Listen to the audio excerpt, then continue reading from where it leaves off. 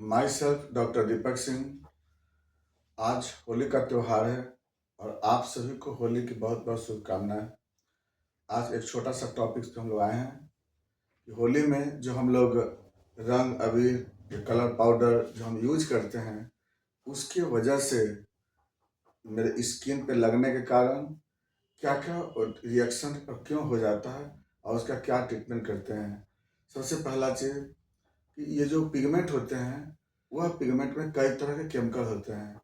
वह केमिकल अगर स्किन पे जब अटैच करता है या जब आप पे उस पे जब कुछ किसी द्वारा लगाया जाता है, तो स्किन पे इचिंग डेवलप होता है। वहाँ पर बर्निंग सेंसेशन होते हैं। वहाँ पे छोटे छोटे मैक्यूलर इरप्शन डेवलप कर जाते हैं। कभी कभी ये अगर आई में चले जाते हैं तो वहाँ पे भी बर्निंग, रेडनेस, ये सब डेवलप कर जाते हैं। एलर्जिकल कंजक्टिवाइटिस डेवलप कर जाते हैं। नोज में चले जाने के कारण नोज में ये एलर्जिकल राइनाइटिस या स्नीजिंग ये डेवलप कर जाता है। अगर थ्रोट में चला जाता है तो वहाँ पे कफ डेवलप करते हैं। तो ये सबसे ज़्यादा तो इसका स्किन पे काफ़ी इसका इरप्शन देखने को मिलता है। और जब यह इरप्शन होता है तो उसके कारण हिस्टामिन काफ़ी डेवलप हो जाते हैं और उसकी वजह से पेशेंट को बीपी लो होने के चांस हो सकते हैं या फिर बहुत ज़्यादा एलर्जी होने पर एनाफिलेक्टिक शॉक भी हो सकता है पेशेंट को। तो ऐसे कई तरह के रिएक्शन होने की चांस होती है। अब यहाँ पे बात होता क्यों है ये? तो यह सबसे ज़्यादा होता है 2 लोगों के पर्सन में। या तो जिसका बॉडी में मास्ट सेल हाइपर सेंसिटिव होता है। मास्ट सेल हाइपर सेंसिटिव क्यों होता है? तो मास्ट सेल हाइपर सेंसिटिव होता है या तो फिर जिसके बॉडी में आईजीई बना रहता है किसी कारण से, पहला कंडीशन। और दूसरा, ऐसे भी मास्ट सेल बहुत सारे लोगों का ओवर एक्टिविटी होती है। तीसरा है कभी कभी जो पेशेंट में इस्नोफिलिक होता है या इस्नोफिल बना रहता है, उन लोगों को भी स्किन एलर्जी होने की चांस होती है।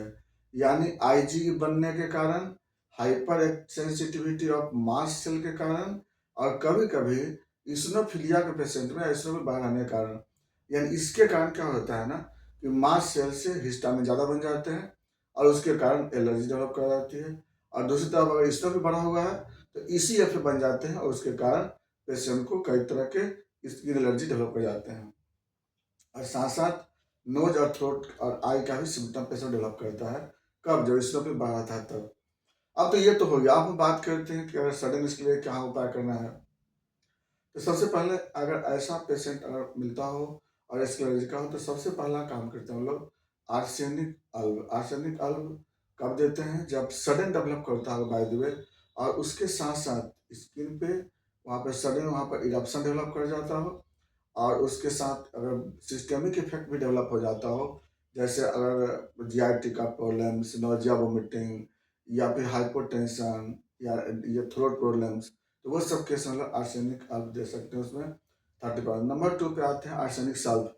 आर्सेनिक सल्फ 6x पावर में यूज करते हैं हम लोग। ये कब देते हैं? जब पेशेंट को इसनोफिलिया का प्रॉब्लम होता है पेशेंट को, और किसी भी तरह का बहुत ज़्यादा ओवर रिएक्शन जब हो जाता है पेशेंट को स्किन में, तब उस केस में आर्सेनिक सल्फ फ्लेवम जो 3x पावर 6x पावर में होता है वो चलाते हैं हम लोग।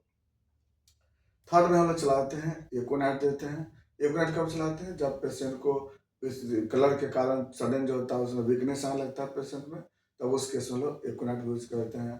चौथे नंबर पर हम लोग यूज करते हैं सल्फर देते हैं। ये सल्फर का इफेक्ट बहुत जल्दी तो नहीं मिलता है पेशेंट में, लेकिन यह हम लोग देते हैं अगर स्किन बहुत बड़ा बड़ा और इरप्शन बहुत बड़े बड़े हो जाते हैं वहाँ पे, तब वहाँ पर हम लोग सल्फर यूज करते हैं। तो अगली दवा होती है सब नेटम देते हैं।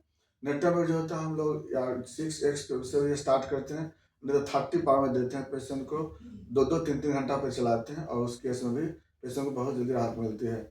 और इसके साथ और भी होता है कि पेशेंट के अलग अलग कंडीशन के अनुसार इसको हम लोग पेशेंट को ये दवा देते हैं और इससे पेशेंट को बहुत राहत मिलती है। और इसमें कोई भी साइड इफेक्ट नहीं होती है और पेशेंट भी ठीक हो जाते हैं। घबराने की जरूरत नहीं होती है।